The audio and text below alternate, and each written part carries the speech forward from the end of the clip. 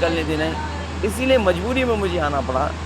मैं नहीं आना चाहता था, लेकिन केवल क्योंकि वोट न रुके और एजेंटों को बाहर न निकाला जाए बूथ से, इसलिए मैं यहाँ पर आया था।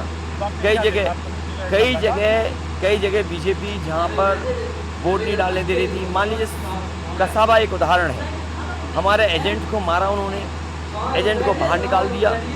जब उनको पता लगा कि फोर्स आ रही है और समाजवादी पार्टी के हम लोग भी पहुँचेंगे, तो उन्होंने एजेंट को बाद में अंदर भी जाने दिया, लेकिन वोट को प्रभावित किया। वोट को प्रभावित न करें और घूमना बंद करें। हमें एडमिनिस्ट्रेशन में भरोसा करना चाहिए। अगर एडमिनिस्ट्रेशन निष्पक्ष काम कर रहा है, अगर वो चाहता है कि मैं रुकूं, तो बीजेपी के भी नेता नहीं घूमने चाहिए। ये बड़ा दिलचस्प हुआ, मैं तिरवा में था, तभी पता चला कि अखिलेश यादव कुछ जगह पर कुछ बूथों की तरफ जा रहे हैं। मैं 50-60 किलोमीटर भागता हुआ छिबरा मोड़ पहुंचा और वहां आप मिले और आप कुछ बूथ पर भी जा रहे थे। कुछ बूथ पर कुछ पुलिस वालों से कुछ ऐसी उन्होंने रोकने की भी कोशिश की, शायद आपने फिर एसपी से कहा। मैंने जो पुलिस के अधिकारी मौके पर थे वो कहते कि आप बूथ के अंदर नहीं आ सकते, तो मैंने कहा इलेक्शन कमीशन का नियम पढ़ लीजिए, नियमावली देख लीजिए। कैंडिडेट जो होता है वो बूथ के अंदर जा सकता है।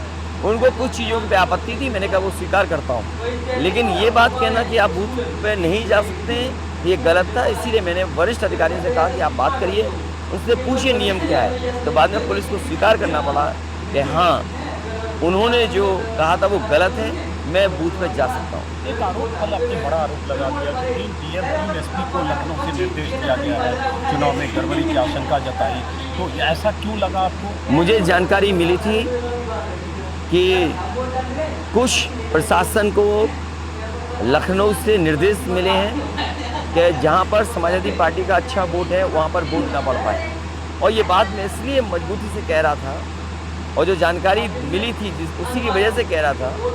आपने संभल का इलेक्शन देखा, जहाँ समाजवादी पार्टी का वोट था वहाँ तो प्रशासन और सब लोग परेशानी और तकलीफ पैदा करते रहे। बदायूं में भी ये बात देखी, मैनपुरी में भी ये बात देखने को मिली कि जहाँ पर समाजवादी पार्टी का वोट था वहाँ पर पुलिस फोर्स और बीजेपी के लोगों ने वोट रोकने की कोशिश की।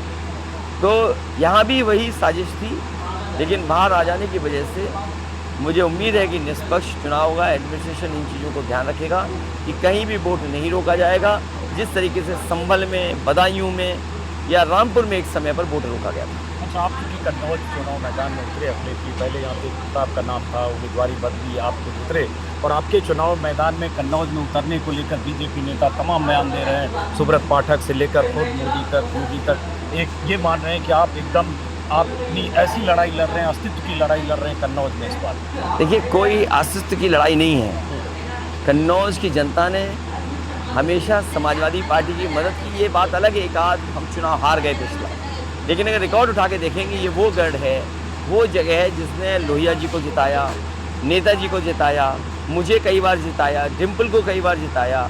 नेताजी के आह्वान पे छोटी सिंह यादव जी यहाँ से कई बार सांसद रहे, यहाँ से प्रदीप यादव सांसद रहे हैं। ये वो क्षेत्र है जो समाजवादी सिद्धांतों पे चलने वाला है।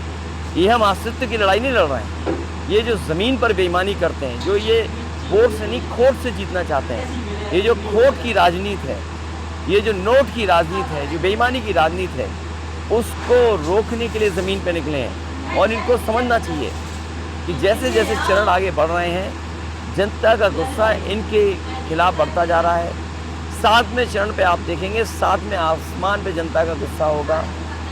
ये लोग बेईमानी से जीतना चाहते हैं और संविधान को बदलना चाहते हैं। जनता ने मन बना लिया है और बहुजन समाज ने मन बना लिया है। बाबा साहब भीमराव अम्बेडकर जी के रास्ते पे चलने वालों ने मन बना लिया है कि जो संविधान बदलने निकलेंगे उन्हें इस बार वो बदल देंगे। आप की संविधान का जिक्र करते हैं अपनी सभाओं में, आरक्षण का भी जिक्र करते हैं। अभी राहुल गांधी और आपकी सभा देखे उसमें संविधान की किताब लेकर भी राहुल गांधी थे। अब चूँकि चुनाव 4 दौर बस ख़त्म हो गया, क्या लगता है यहाँ से आगे जो उत्तर प्रदेश की 80 सीटें, बीजेपी तो 80 की 80 की बातें कर रही है। ये बिल्कुल बीच का चुनाव था, 4, इसके बाद 3 चरण और हैं। 4 तक बीजेपी हारी है और जो 3 चरण होने जा रहे हैं वहाँ पूरी तरह बीजेपी हारेगी, क्योंकि लोग इनको समझ चुके हैं, लोग इनकी बातों को जान रहे हैं। ये अपने ही नेगेटिव नैरेटिव में फंस गए।